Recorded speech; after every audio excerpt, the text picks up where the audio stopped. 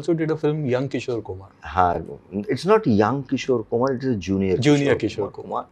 It talks about the copy singer of जी. होते थे ना पहले किशोर कुमार साहब, तो एक सिंगर हैं हमारे वहाँ पे Gautam Ghosh, it's a big singer, उनके नाम पे हाउसफुल हो जाता है, but he was been told by Kishore Kumar that तू तो जूनियर किशोर कुमार है, तो I wanted to take his life history and blend a different story. तो हमारे कौशिक गांगुली बहुत बड़ा डायरेक्टर है, उसने किया था।